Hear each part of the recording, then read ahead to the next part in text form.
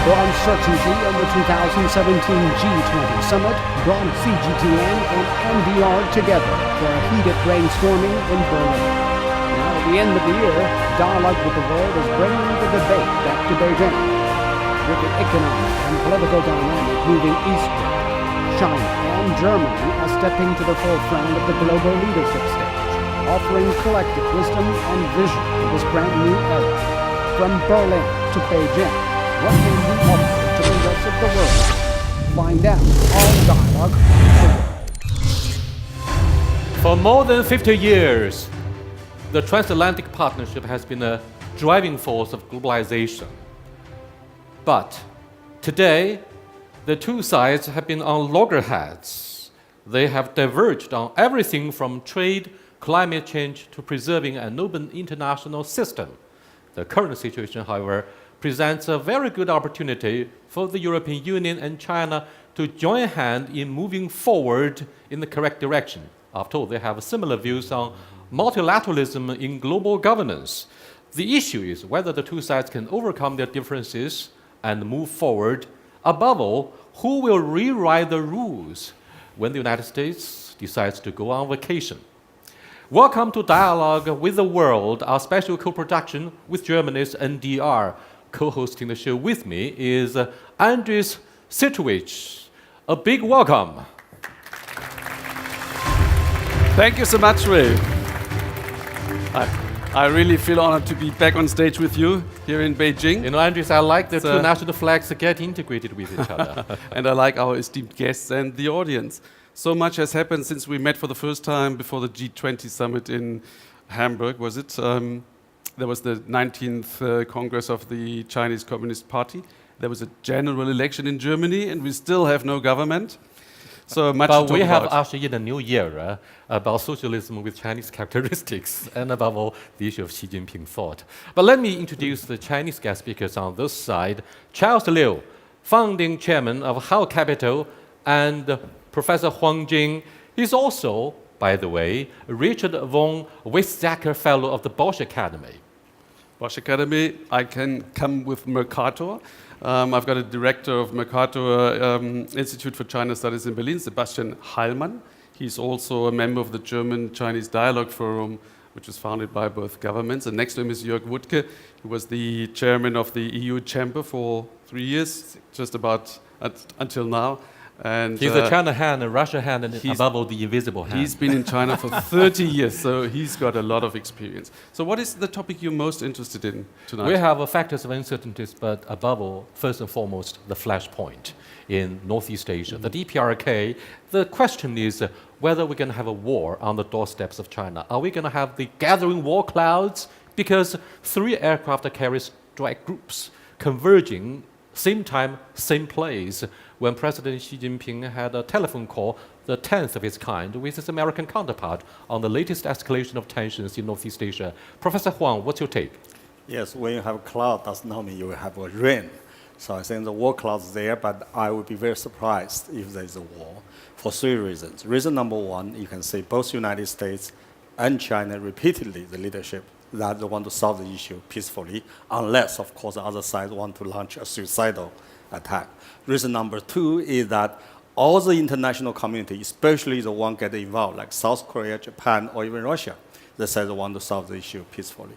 Number 3, we all know that by common sense, war is not the solution, because when war started, war suffered not only 26 million North Korean peoples, but also the South Koreans, Japanese, and Chinese. So I think we still have a lot of options and for peaceful resolution. The problem, of course, is first and foremost, all those countries, especially the United States and China, should stand on the same page on this very thorny issue. But Jörg, what's your take about the imminent danger arising from the DPRK? The denuclearization has been the top concern on the agenda of the State Department and the White House of the Trump administration. Well, if there would be a real imminent danger, you would actually evacuate people, you would move business out of Seoul, which is very close to the border. I guess that business stays there. I have not seen any German companies moving out of South Korea. And I guess that Kim, the North Korean dictator, is not suicidal. He will not start a war on his own. And for the Americans, it's painfully clear that actually the military options don't really exist. So I guess it's a lot of saber rattling. Andres, you have diplomatic relations with the DPRK. Your ambassador said something that shocked the whole world. What did he say about the latest situation in Northeast Asia? Well, US President Trump said, or let Nikki Haley say at the Security Council meeting, that we should retract our ambassador from North Korea and establish sanctions, etc. So there was nodding, no military action all over our experts. How do we then move forward? US President Trump puts the blame on China and calls China, and China can easily stop that problem, etc. China has cut the lifeline for at least something. But, you know, how do we get from here, Sebastian? I think we should use certainly every channel that we have still to communicate with the North Korean government. So I would not agree to close down the embassies. For example, the German embassy in Pyongyang, that would not be a good idea. It's still a period where we have opportunities to negotiate, and we should use every single channel. So it's clearly the only way to prevent that military tension from blowing up maybe in the future. Means practically what should happen? Can we draw inspirations from the 6+1 model on uranium enrichment program of the Persian state in the Gulf? Can we follow that model? That would be the German position to try out new formats of negotiation, to enter into open negotiations, and really maybe include also additional partners that are not involved in the region, that are not involved in the rather tense situation that has built up over the recent years. So this would be something, maybe searching for a new format to conduct these talks. Charles, the South Koreans accused China of imposing economic sanctions, sort of, allegedly, after THAAD was deployed to use it as a shield. One has to look at the following question. Does South Korea really claim to be a sovereign country? I think what the South Koreans are doing here is really at the behest of the Americans. If there's any military action, the country that gets destroyed is South Korea. There's no question. 70 kilometers to Seoul, over 19 million people right there, and 6,000 mortars and artillery pieces aimed at Seoul. So I think in terms of the South Koreans' complaints and so on, I hate to say it, the real decision lies with Washington, Beijing, and partly with Moscow. 80%. Back to Chinese leadership. I mean, what should the Chinese government do differently than they have done now? I don't think they could do anything different. There seems to be a loophole for diplomatic action, since the dictator has just said that he has historically achieved completing a nuclear power state. Here is so there's no fear anymore. Here is an opportunity. President Moon Jae-in is coming to Beijing to commemorate the 25th anniversary of the bilateral relationship. Isn't that the silver lining, if not the silver bullet? The discussion between China and South Korea is not going to resolve the North Korean issue. The discussion between China and South Korea may restore some of the harsh relationship that had existed over the last year and a half over that system. But I think in terms of North Korea, they won't be suicidal. So in terms of the US and China, pushing China is not going to solve the problem, because pushing China cannot allow 5 million refugees to come across the border. And above all, the nuclear fallout. That's right. From the nearest nuclear facilities. And very close to our border in Dongbei. Over 1 million armed North Koreans.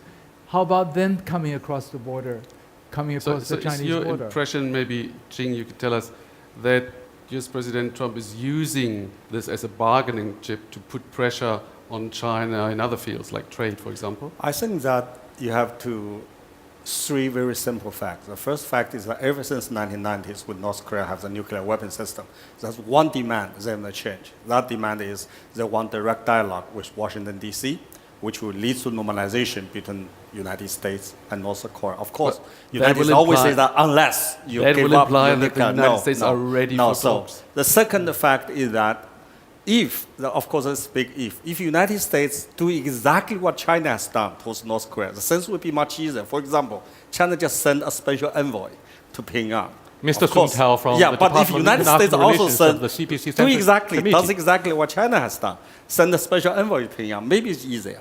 So I believe on this But he issue, wasn't given, both Mr. Beijing Suntel and wasn't given the Washington red blame carpet each other. ceremony, and he was said not to have enjoyed the red carpet ceremony. Yeah, the because welcome was China not so did warm, not cave in on his demand. Does it mean, They want deny- for example, China doesn't have the necessary resources to leverage in exerting our influence on the I guess that peninsula? China- We're talking about the leadership role for China after the party congress. This is what they've written down. Yeah. Well, I guess that China Telling me has, they have no means? I only know the new era is beginning. To, Well, show China on has the the horizon. means. They can turn off the oil, they turn off the electricity, but I guess China has no interest in changing the status quo. Again, the refugees issues. Secondly, also that would sort of rearrange the furnitures in the backyard. The problem is really to tone down the rhetoric. Again, dictator Kim is not suicidal, but he has learned, of course, from other countries where they have handed over the nuclear weapons, Ukraine, Libya, Iraq, and they were either invaded or challenged, that he says, I need this as a safety belt. So in a way, I guess, turn down rhetoric in order to move forward. Because for China, even if it's annoyed mightily, possibly as it is, because, I mean, Kim is always shooting up a record at every major event that China actually takes place. So in a way, toning down rhetoric is very important, and sitting down at the table, there's no other option, I see. So it's about talks. We're happy there will be no war. Thanks God. If we look at the broader picture and China's influence in the region, let's say in the South Pacific region as well, it seemed to be, you've mentioned the vacuum that Trump has left there by cancelling TPP. Only for 3 years. cetera. Who knows what's going to happen after he retires from the White To me, House? it seems that there is like a, let's say, metal chippings on a magnet that have immediately redirected themselves towards China. What are the implications? Is that the same impression you have? I think it's too early to write the American off, because after all, United States has 42% of import come from Asia Pacific, 38% of export go to Asia Pacific. So United States is very much a Pacific country. Donald Trump, of course, is not a very good president in the sense of a traditional way United States behave in this country. For example, this is the first time the American president come to Asia Pacific, behave like a guest, does not play a central stage role, and of course Donald Trump sees that. But having said that, I think it would be naive or even counterproductive to think Americans are gone and now it's all ours. What I think is the right way to do is that we try to integrate United States back into an international community, because after all, United States is the number one power. And because Donald Trump to say, okay, United States is gone, I think that is not good. But the question all of us should answer is how to reintegrate United States into our international community, which is, I believe, very productive, very healthy, because after all, you Sebastian, cannot let me take keep a second look at the broad picture that involves the so-called triangular relationship between the European Union, the United States, and China. Europeans, Germany, UK, don't have any treaty allies in the Pacific Ocean. And Prime Minister May went as far as to say, isn't it a good idea to have joint patrols of the South China Sea? Now, what do you think of the Pacific Ocean? Is it big enough to contain the United States and China after China raised the idea of having a new type of major power relationship? But that was raised against the background of 3 aircraft carriers converging here to flex their military muscles. Is that an attempt to show we are the big brother, we are the global leadership? I don't think so. I think the military presence vis-à-vis North Korea now is really focused on that topic. So I'd say that there's really more space for China now to move forward with foreign policy in the regions, because the US is to a certain extent ceding leadership in the Asia-Pacific and retreating from here. That's at least the signals that come from trade policy and also, I think, from allies to a certain extent. So that's a new situation where there is more leeway to kind of develop the strategic relations in that region here. And the Europeans play a role in trade, clearly, so they are important for world trade, and they are interested in becoming more active, but there is no unified strategy so far. So this is something that is developing presently because international relations don't you think how do you think China will make use leverage of the leverage that it has now that Trump has gone. Now, there are wide The open United States are spaces gone. now for trade policy, for One Belt, One Road in South Asia, also in Southeast Asia. So it's about company activity, but it's also about major funding schemes. It's actually building a kind of new transport logistical infrastructure that has China as the hub. That's how we see it from the European side. So this is kind of reorganizing the economic space presently. Gentlemen, I Okay. think our discussion so far smack too much of geopolitical rivalry. Let's move to the broader picture of business cooperation. For example, it's been 1 year since the expiry of Article 15 of WTO. China is still denied the full-fledged market economic status. Is that a move that will put the European Union at further loggerheads with China? How can China assume leadership without being recognized as a full-fledged market economic status? George, you've been in the forefront in criticizing China for denying the access by the European Union to our big Chinese market, right? Yes, I will not give China the status today, so you have to hold on. It's 98% of trade which goes absolutely without any issue. It's the dumping cases, the 2% that actually are challenging. So the 2% is labeled under the market economy status and being charged. Europe actually has made a move. They deleted the list or made a proposal for the parliament, and there is a movement going on in order to change the dumping rules. But China seems to really wants to have this face issue. Give me the market economy status. And next month you will see a major report coming out of Brussels where actually it's made crystal clear China is not a market economy. And the US came up with this paper last month saying China's not a market economy. I guess the real challenge for China is to become a market economy for its own benefit. I talked to I- German I Sherpa beg to after disagree a little G20, and bit with that. they are in a working group. All the big states are in a working group, and they should deliver by December first results of how to get rid of overcapacities, etc., etc. So there is hope at the end of the tunnel. Particularly special steel, that's said to be the overcapacity China But exports. Jing, you want to come in? Yeah, I think it is ridiculous when you say that China is not market economy when China is #1 trading nation on earth. How could you treat a country who is not market economy?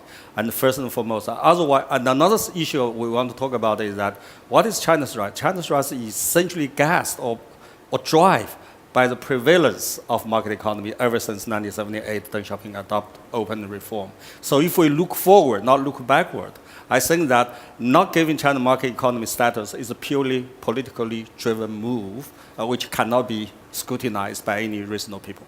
Charles, do you think without the use of a surrogate country approach, China could have been a far bigger trading power? Surrogate country approach has been employed by the European Union to launch anti-dumping investigations.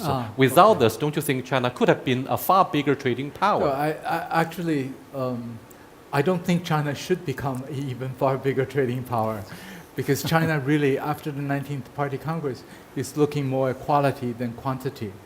And being a major trading partner of many, well, I think over 100 countries in the world today, is more than sufficient. But in going back to the issue that you were talking about in terms of market economy, I think who defines what market economy is? The two biggest companies in China with market capitalization of leading the top 10 in the world, Tencent and Alibaba, are they market economy companies? What we see in China today is it depends on how you want to define it. And I totally agree with Professor Jing here.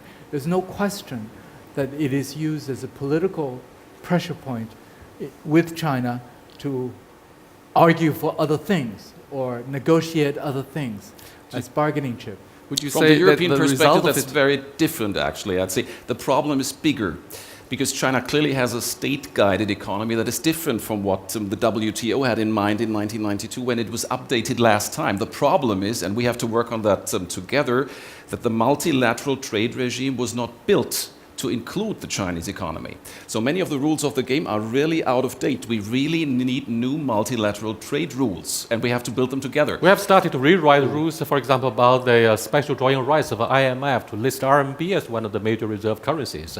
But Jörg, do you think this is way too much to reject China?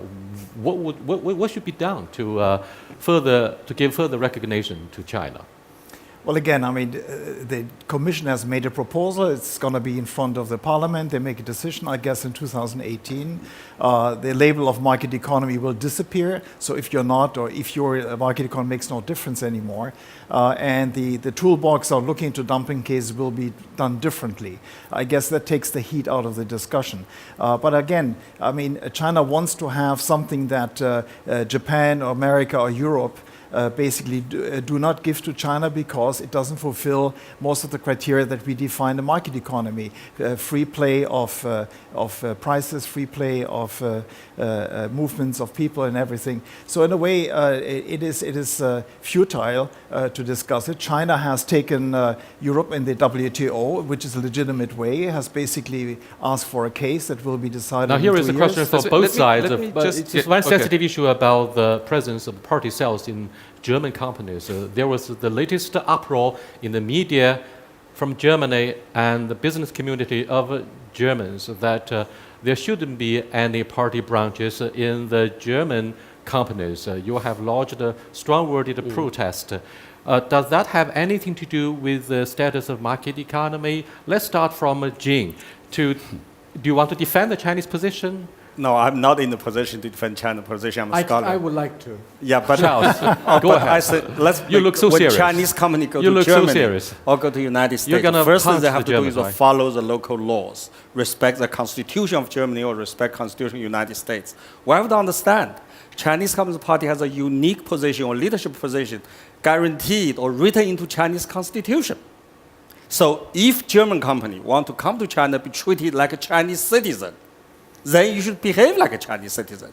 If Chinese Communist Party's position is organization exists in all the Chinese enterprises, private or state-owned, why should German That was a enterprise very be, long answer be for someone who excluded? said, I'm not going to But defend the, the Chinese the issue here is that how the party organization operate itself within a business organization. That's Charles. the issue we should discuss. No, I would just put it this way.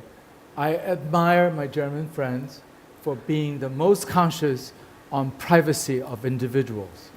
This is the biggest thing for Germany, for German population. Now, don't be hypocritical and interfere with the private affiliation of private individuals. Oh, come on. I think This it's is your not the chance to problem. return. The issue is very different. What is feared, I don't know whether it's true, but there are complaints about it, that there are bodies within private companies that try to influence corporate decisions. So this is something that is not compatible with market economies, not compatible with corporate articles of association in many ways. So clearly there is some kind of debate about it. Well, I mean, The problem sit on also the is... board. Jörg seems to be more relaxed about it. I live with party cells in my company. We have them. So we how can is live life with with those a party guys. cell then? Life is pleasant and very nice. So we do not deny Chinese citizens the right to His tone assemble. sounds like they have the trade union instead I'm not of a the member party cell myself. in the No, company. I'm not a member myself. What the fact is, first of all, the article was a little bit too short and looked like Germany is criticizing China for this party cell. First of all, we have party cells in our operations. Second, the party cells are covered by a point in the company law of China. Chinese citizens and companies can assemble and have a party cell. What we as European or German business do not want is that they are spending a lot of time doing working hours to do party stuff. We do this. They have a couple of hours. They have the meeting rooms. And now comes the more important thing, that the party cell now apparently wants to consult or control decision-making in operations that actually are supposed to be done by the investors and the management. So that's the point. We don't want the capital markets to believe that there's a third player that Jörg, actually is becomes... is this the Jörg, biggest stumbling don't forget, point? this is the Is new this the era. biggest This is the new stumbling era point on Xi Jinping's for thought. You know. investment by German companies or EU companies in China, or are there others? Well, I mean, we have a huge stock of foreign investment, and we are not going to sort of fold up and leave because there's a party cell threat.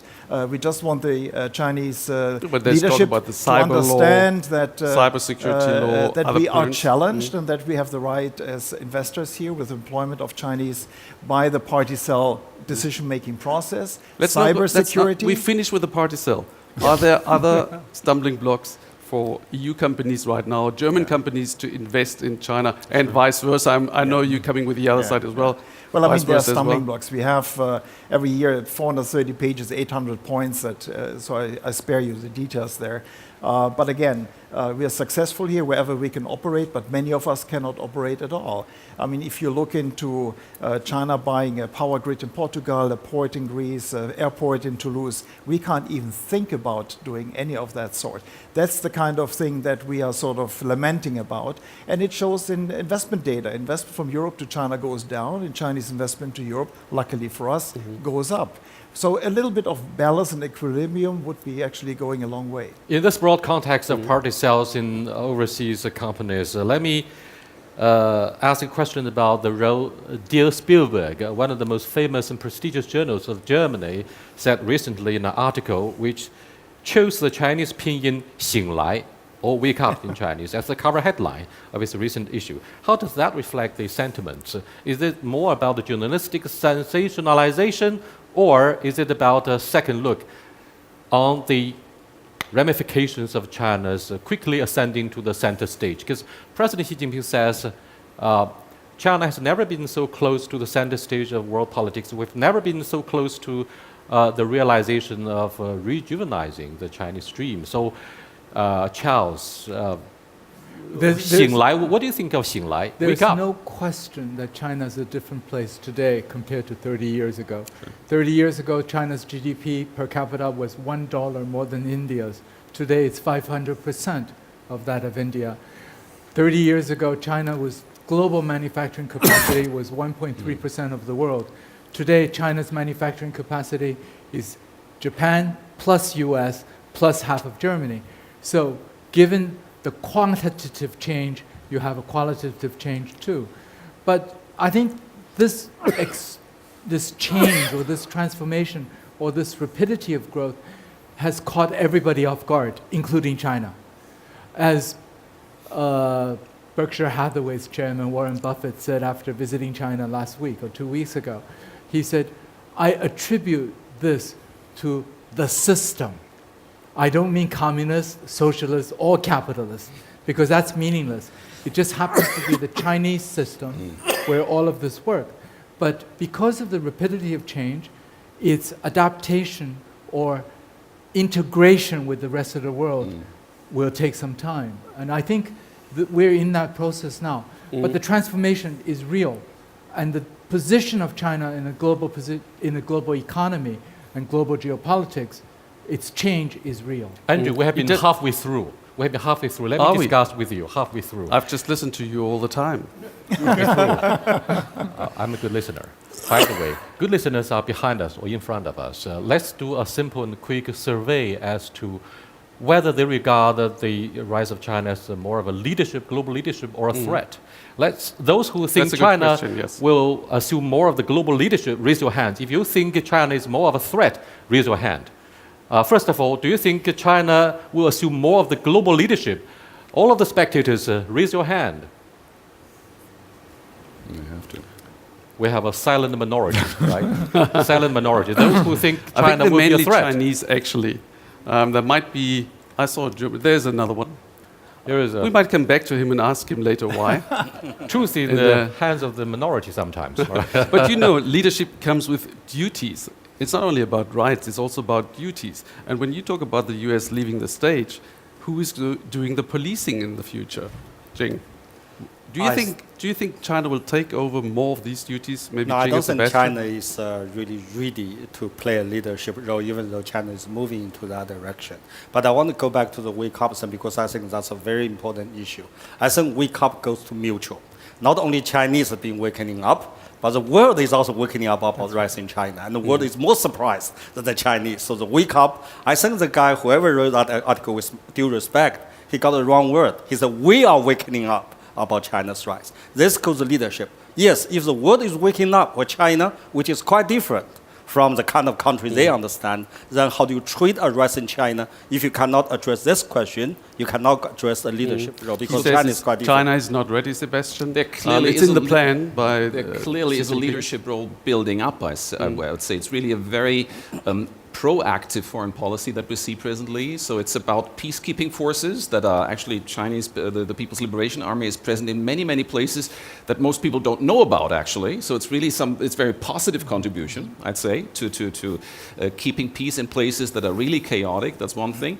The other is that there are geostrategic visions in place that others don't have. I think presently, let's face it, One Belt, One Road is the only expansionary geostrategic vision that is existing in world politics. So this is something that clearly points to a leadership role that is growing and it's reshaping international relations presently. So I'd say yes, they are growing into this leadership role. And maybe you can give me your perspective as well. Is China aware of something that is called an imperial overstretch, something that the United States has been experiencing for the last couple of years, and that because of that reason is a bit more shy taking over these responsibilities? What's your take? Some of the European policymakers came up to me and said, Yang Rui, do you think the Belt and Road Initiative actually aims to rebuild the world order? Does it aim to geopolitically challenge the primary of the US leadership with the end of the Cold War? Well, one thing, and I think that's part of the essence concerning Belt and Road, is President Xi Jinping aims to have a more inclusive geopolitical economic order instead of only focusing on the Bretton Woods, the Yalta framework that rejects the emerging markets, that rejects the rise of a regime they don't like. So, Jing, maybe you would explain and elaborate a little bit more about the essence and definition of Belt and Road Initiative. Does it reflect China's global geopolitical ambition, or is it more about a novel idea to include everybody to pursue co-prosperity? Let's be frank. Belt and Road Initiative, first and foremost, serve China's interests. If not good for China, China is not going to do it. But then, does it serve other people's interests? That's a quick question. A key question. I think it does, because first and foremost, the Belt and Road Initiative is a development scheme. We have to understand what it is not before we understand what it is. It is not a China's so-called geopolitical strategy to get you. It is not China's Marshall Plan at all. It is not a foreign aid China can get money free. Then what it is an economic development driven by market economy, focus on project, try to make money together. That's why it said it's everybody's Belt and Road Initiative. But now the three kind of dangerous trends about this. Number one is the Belt and Trade can become a propagandist, politicized trend. That is not what we need to do. And second trend is the Belt and Road is being understood by others as China's game together. That's why China needs more explanation to do, and to work together maybe is the best way. The third and the last is that there are some countries, some people, some organizations try to resist Belt and Road Initiative, not economically, but as a political means, and that is Are you not talking a fair about way. India? Yes. well, you're talking Japan. about the triangle. Japan, United yeah, Japan is States, better. EU, China. You lost India. New I was going to Delhi ask feels about it. it's I was going been to ask about ignored India. for years. It's Therefore, the world's- Doklam crisis it's the as a world's wake-up call. biggest Right? democracy, and why should it not rise the way China has risen? Why is it so difficult for China to convince India of the oboe?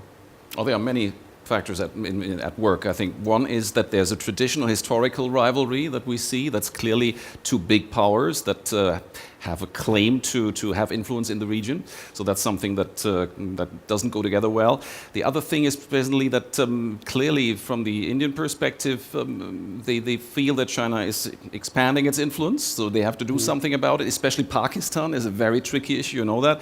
We have the China-Pakistan economic corridor, a very ambitious, big, large-scale project, really transforming the infrastructure and economic landscape in Pakistan. And clearly the Indian side doesn't like that so much. So this is something where many factors, traditional ones, new ones, come together and does hinder Chinese that. diplomacy still have to acquire skills of soft power? I don't know. What is the Chinese definition of soft power anyway? You look at the flourishing of Confucius institutions around the world.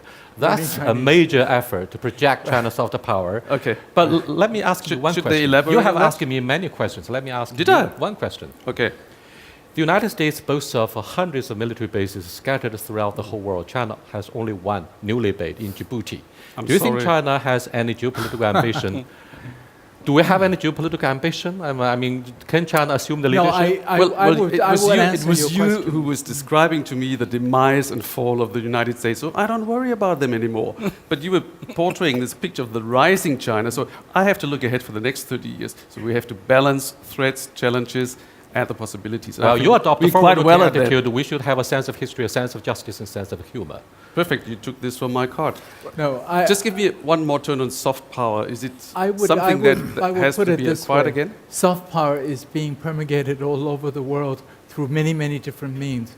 130 million Chinese tourists who traveled abroad spent over $300 billion for the small and medium-sized enterprises in Southeast Asia, in UK, in France, in Italy. I think it means something. But may not be good soft power. I think ultimately, going That's why back I was to asking for the definition, Chinese definition of soft power, and maybe it's one of the things enough. which we have to look at in terms of whether or not China serves as a policeman or want to serve as a policeman, we have to realize that China has plenty of internal issues to address. And taking 600 million people out of poverty was just one part. To feed them first, and now they're rising middle class. To make them happy, make the middle class happy, clean air, clean water, clean soil, safe food, education, healthcare. These are all issues on the table of the Chinese government. I think they are more concerned about making sure that China's growth and continued development is stable, it is positive, and it is qualitative than worrying about whether or not to send troops and invade small countries that you can beat up, like the US has To have done a better over the last understanding 10 about years. China's soft power, Jörg, let me do a simple quiz, a test about your linguistic capability, since you have stayed in this host country for years. How do you translate 和而不同 and 己所不欲，勿施于人? We should steer clear of the language barrier before we achieve the goal of projecting soft power. How do you translate? Before you test my Chinese, let me just say that what he's talking about is hard cash. We talk about soft power.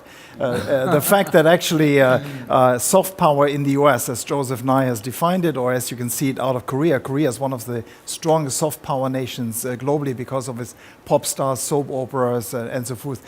Let me first say the real soft power certainly is Chinese food. I mean, you go anywhere in the village in Germany, you have a Chinese restaurant.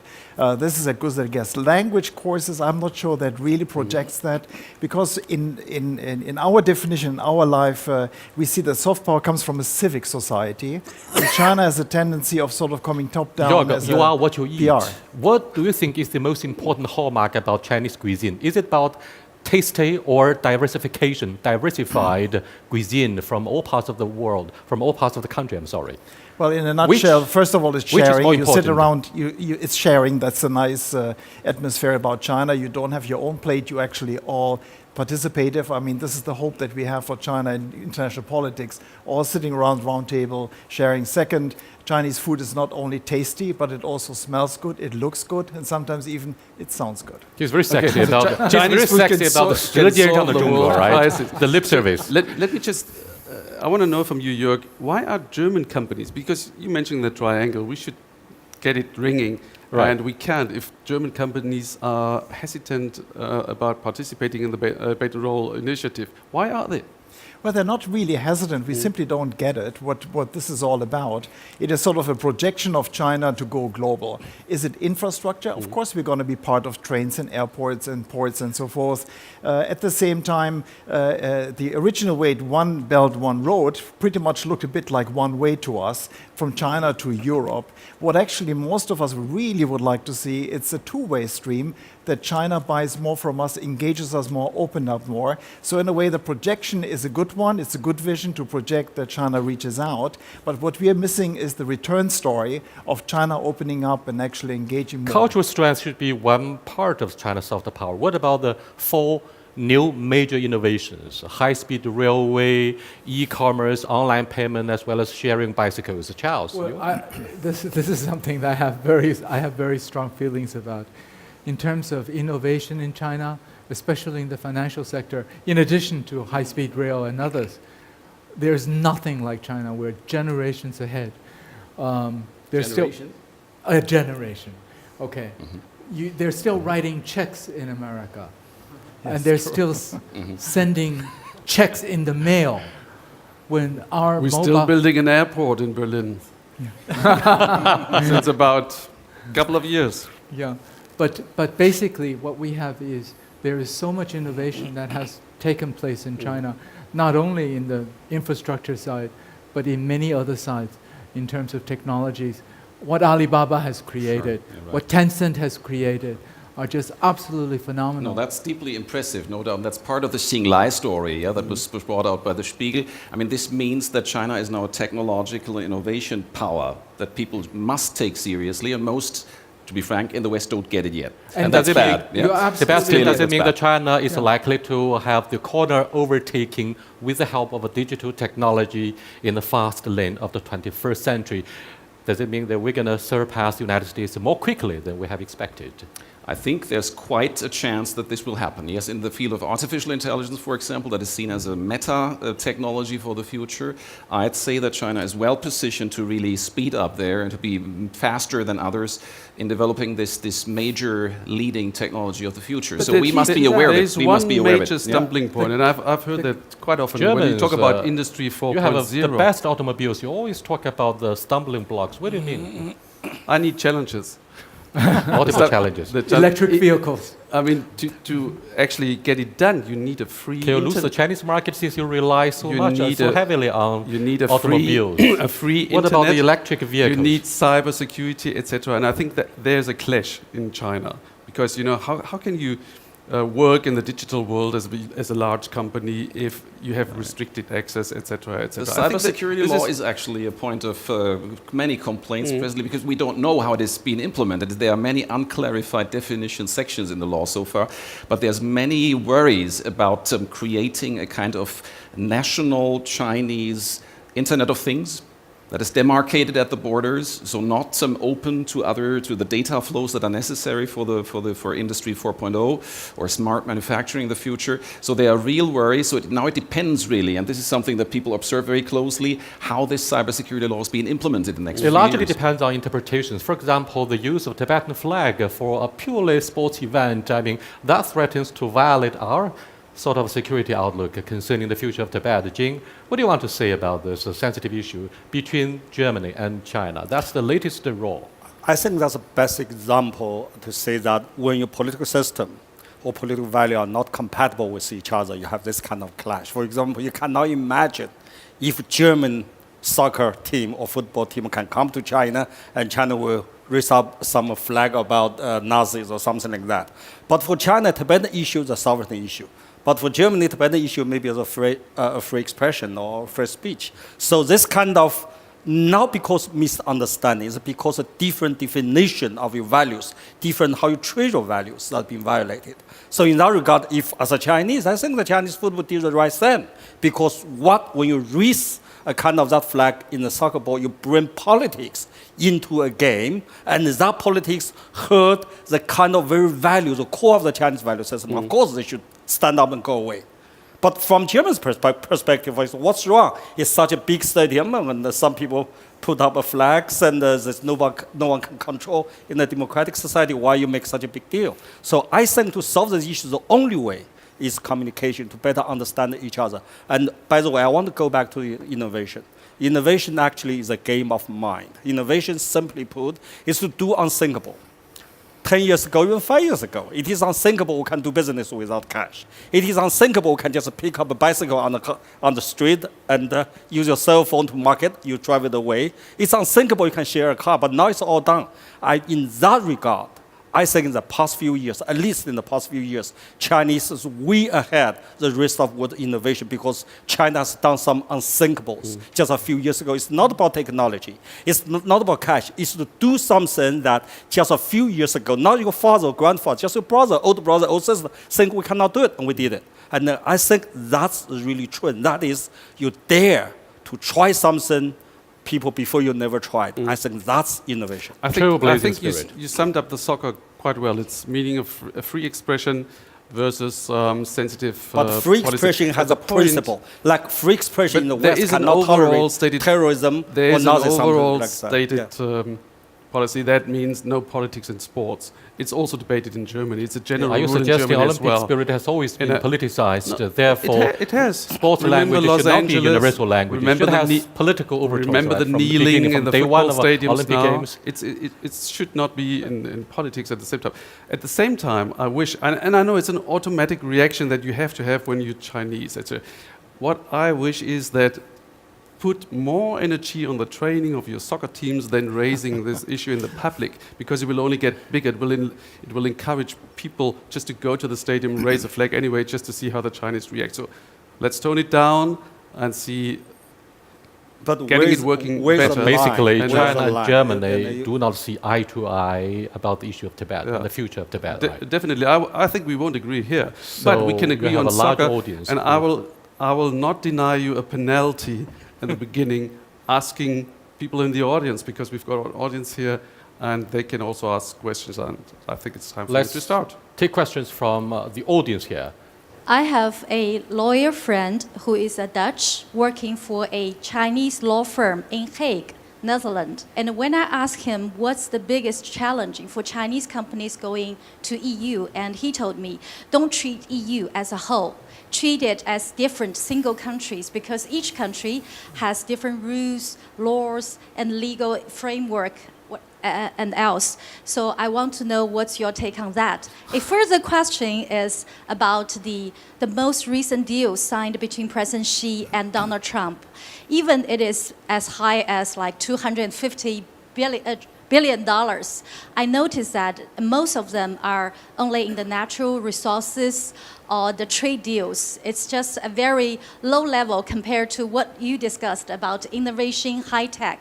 So is German or some other EU countries are going to fill in the gap in terms of the trade deals? Let's get to the earth. In other words, can we expect to have more high-tech transfer from the European Union, our German partners? Well, we have 28 member states still in Europe, and of course they're very different. At the same time, there is an overriding European law that, of course, should regulate this, but of course, in details, the national legislation provides. But talking about lawyers, for example, you have a Chinese law firm in Holland that can actually function in the courts with Chinese lawyers. You have a European law firm in China that hires Chinese lawyers, and they cannot function. They have to hand in their license. That's the kind of discrepancy and discrimination we're talking about. Sorry. Anyone ready to answer that? I think that there's no high-tech deal between China and the Western countries, especially the United States, simply because there is a law in both the United States and the US to ban the export of high-tech to China, which is politically driven. It's discriminated. But still, that's exactly the kind of challenge we need to overcome. Okay, call up on two German voices. I think you were the ones with the China as He's a the voice threat. of the minority. So far, China contributed a lot to that the world becomes richer. I'm not so sure about the future, and that leads me to my question to Obor, to One Belt, One Road. I've been to some of the countries in Central Asia the last summer, and I realized the money China is promising, of course, these governments, a lot of them very corrupt, are very happy and eager that China sent so much money to these countries. I'm not sure about the people. I had the feeling that people really, really don't like the Chinese, and that really scared me. And my fear, and when I asked them, they said, well, Chinese coming, their culture is so insensitive, they're rude. And I wonder, my question to the people here is whether, how can China convince countries like Germany or Europe to use this new road, to use it, that this road is not becoming a danger or a threat?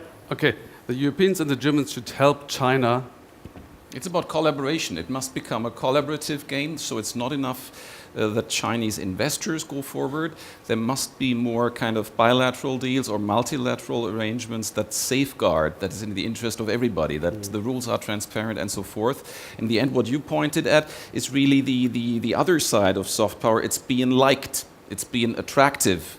the lifestyle is attractive, the way you move in other countries is kind of being acceptable to the people there. So this is something where there's certainly much to learn for every country, for every company that's going abroad. And I think there's still a lot of potential, but you're right, the tensions are visible in some of the countries, clearly. It's better in some others. But this is, to me, is actually a major issue for soft power, for China But developing the this soft is- power it needs. Yes. Yeah.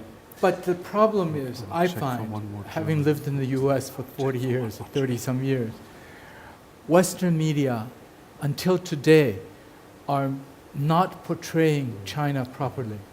Not only Western media. For example, India now has a high-speed rail running at 130 kilometers, 125 kilometers an hour, and they think they beat the pants off the Chinese. This is their media, and they think that New Delhi's air is better than Beijing's. This is their media, and the things that I see covered in New York, in London, in Paris, are really not real reflections of what is happening in China. Well, Okay. but I mean, We've got a couple of seconds left, so I want to ask, is there another German around here? There is a German. And there's a woman, at least. We've an all-men crew here. That's my Thank you very much. criticism. I mean, you can't have Europe be represented by two German men, can you? Okay. I do have to. You don't have to. Okay. Now, first of all, actually, I hope next dialogue you will have some women talking, and also Europe not being presented by But having Germany. Ivanka in India again? Okay. My question is actually, I've been living in China for 20 years, and I know China has developed very quickly. There's a lot of dynamics here. It's become very powerful. I think it has become less attractive for Germans to come here and work, less attractive for German students to come here and study. Although there's a lot of effort on both sides, from the Chinese and the German government, to do different. But if you ask an individual German person to come to China, he would say, why should I? So this would be my question. What would you tell a German, young, talented woman, why should she come and live, work, or study in China? Jörg, let me know more about the Chinese food. Yeah, exactly. I would start with food. I thing. mean, that's the obvious. You can test it in Germany and say in China, of course, it's different and much better. I guess, I mean, the appeal of China and the allure of China is the economic growth model. You find jobs, you find total excitement in the jobs. It's never a boring day. At the same time, Chinese people are wonderful friends, I must say. So it's warm-hearted, in particular for children. I have 3 little children. It's a great place. But what you can see in the surveys you refer to is, as a matter of fact, 70% of the Europeans say that they are less welcome in China, and 80% of the Americans. And that has to do with legislation, with the kind of visa process. There are less foreigners now than years ago. In my case, I used to need 3 days. Now it's 15 days to work with my passport, and my passport is gone. I can't travel abroad anymore. So there's this administrative inconvenience. At the same time, the pollution, of course. It's very hard to argue that you have to live in an environment that has 1,000 PMI 2.5, whereas in Stuttgart they closed down the city at 60. So I mean, there's many areas, and that takes away a lot of communication between our nations, and it's a sad story. And China Nobody's is going not to come one to country. China after what you said, Jörg. I mean, nobody. No, you should tell me why should they come why here? you should come to China? Yes. Why do, for example, 10 years ago, 27% of Chinese foreign students who go abroad actually come back. Now it's 70%. Because opportunities are here. Now, for young people, for example, you go to the US, what kind of opportunities are there? But for example, I would say you go to Shenzhen, you have a chance to start your own business, you can be at the leading edge of many technologies. Right. I don't know whether or not you've traveled throughout China, because you go to Shenzhen, it's a different environment. Hangzhou is a different environment. Hangzhou is a nice life. Chengdu is even a nicer life. If you don't want to work very hard, it's a nice place to sit by the lake and play mahjong, all day, which is what a lot of people do. But young people are coming today to China because this is where the opportunities are. And China is not Beijing only. It's not Beijing only. You can pick a place that you can really enjoy your style of life. A lot of expats like Shanghai. I don't like Shanghai. but a lot of expats like Shanghai because of the petty bourgeois life there. It's very nice. Thank you very much for having this show. I think it's great, so we can have this free-flowing discussion. Well, this is a very nice co-production with NDR. And by the way, the best combination partnership should be Beijing beer and Munich, the other way around, the Beijing food and Munich beer. German automobiles and the Chinese bicycles. So this is the solution to a new form of governance, if not an effort to rebuild the world order. It's a matter of a co-evolution between the European Union and China when the Trump administration decides to go on vacation. I thank you so much, ladies and gentlemen, for being part of this meaningful dialogue and brainstorming on the future that we share. Thank you so much. I think I'll see you next year. We See you should next year. continue this face-to-face. Thanks. Right. Thank you. Thank you.